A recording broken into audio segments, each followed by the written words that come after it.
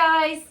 During our executive committee meeting on May the 5th, I asked a few simple questions regarding the City of Pickering wanting to adopt a 10-year community climate adaptation plan from the years of 2025 until the year 2035. One of the very first questions I asked the consultant was, why is Pickering using RCP 8.5? For those of you that don't know, this is a worst-case climate scenario that has already been discredited, even by the IPCC itself. This RCP 8.5 model assumes that we will return to burning coal at pre-industrial levels. It's exaggerated, it's outdated, and it's not a realistic projection of our future. I'm not aware of this science being discredited. Okay, so you're not aware of it being discredited.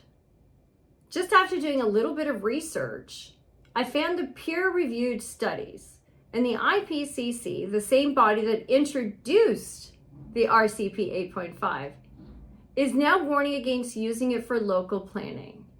They are warning us against using that for local planning. It's the Intergovernmental Panel on Climate Change, and based on their own review, they're saying that it is implausible. It's just exaggerating a threat that's not there, and they are no longer using it. And they're treating it as a worst case scenario, not a likely one. So why is Pickering still pushing this narrative?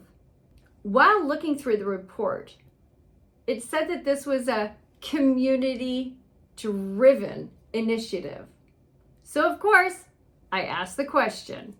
My next question is, you say that this plan was truly community driven. Can you point to a single item in the plan that was rejected or changed due to public opposition? Not anything specifically objective other than really focusing on cost-efficient measures. The answer was not anything specifically. So there was nothing. There was nothing taken in or taken out of the report. So let's be honest here. This wasn't community driven. It was pre-written, it was pre-decided, and then it was presented to council and to you, the public. So since she mentioned fiscal responsibility, I decided to speak about just how fiscally responsible this plan is.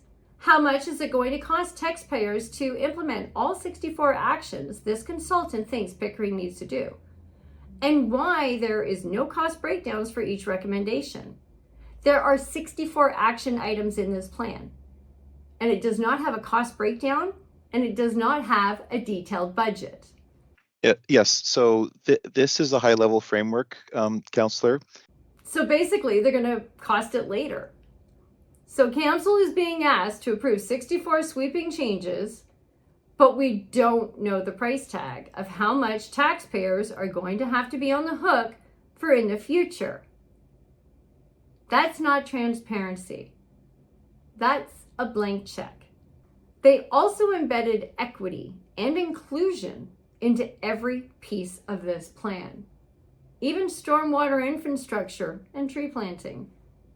When it comes to things like tree canopy coverage, because trees grow in different areas across the town, the benefits in which those trees help with things like shading and cooling also differ. So you could live in a part of a community with very low tree canopy, and as a result, it's a warmer area, whether you live in a big house or a little house. The fact that you don't have access to those trees means that you are more exposed to risk. And it's an inequity because it's not an equal amount of trees across the community. So now we've reached the point of absurdity. According to this consultant, it's an inequity if your house is bigger or smaller than your neighbors. If you didn't plant trees, or if you planted too many trees. Apparently, that's an inequity too. This isn't about fairness or justice anymore. This is the EDI agenda morphing into a full-blown parody of itself, where common sense is replaced with ideological overreach. People are being told that the size of their homes and the number of the trees in their yards are signs of systemic oppression.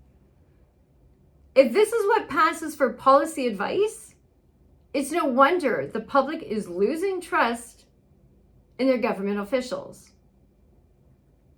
Then we were told that if your basement floods, it's a matter of social equity. So, of course, I queried, what about the residents in West Shore? They've been dealing with flooding for years and nothing's ever been done. So this is a situation where something like a homeowner retrofit program might be beneficial because, if there's supports or subsidies available for them to install stormwater background prevention valves, or if they can help with, rainwater capture on their property through a rain barrel, that could actually reduce those risks. And targeting those programs to where there's already events happening helps to ensure that cost benefit is maximized. So let me get this straight. We are literally paying consultants to tell us that the answer to basement flooding is maybe a subsidy for backwater valves, or perhaps they should be using a rain barrel to stop flooding in basements.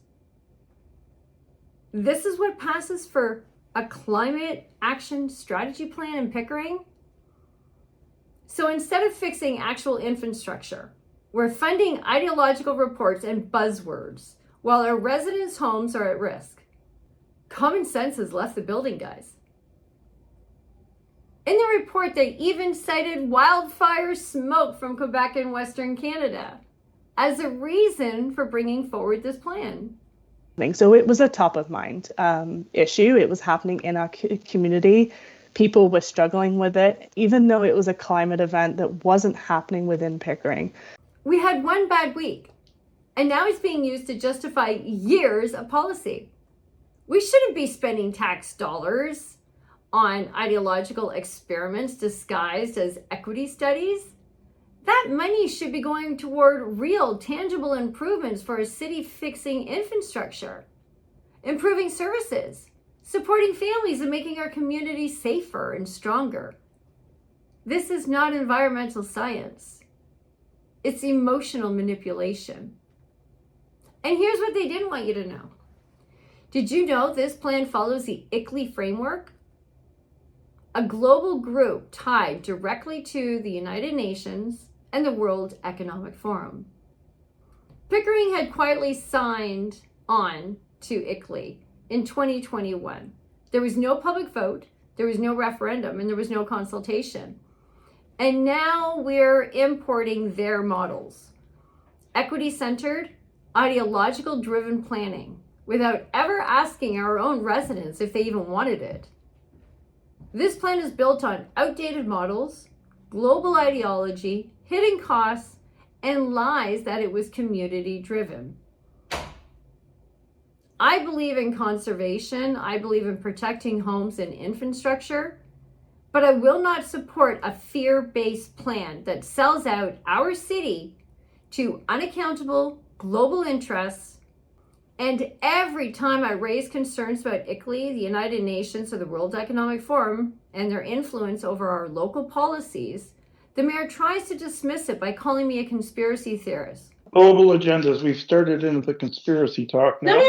No. This has to do with UN as global and. Yeah, conspiracy talk. No.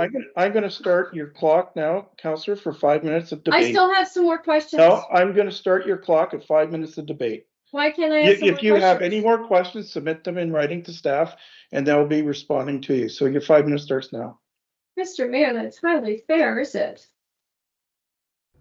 But here's the truth. It's all right there. It's in our own documents. We've had other consultants say that, yes, they're following the UN agenda, which is WEF, and our climate plan follows ICLEI's global framework. Again, other consultants have confirmed that these connections in meetings, so this isn't speculation, it's documented fact. Calling it a conspiracy is a tactic, a deliberate attempt by the mayor to distract and deflect from what's really going on. And of course, when I brought forward a notice of motion to protect Pickering's municipal autonomy from outside global influences like ICLEI, FCM, and the PCP, not a single councillor would second it. Not one. This isn't about climate anymore. It's about control. And when your mayor starts lying to cover the truth, you should start asking why. I am Councillor Lisa Robinson, the People's Councillor. And remember, above all else, you the people come first. And as a true patriot, I'm committed to telling you the truth no matter what the cost. So if you want honesty, transparency, and leadership that puts you first, follow me. Thank you for watching, and God bless.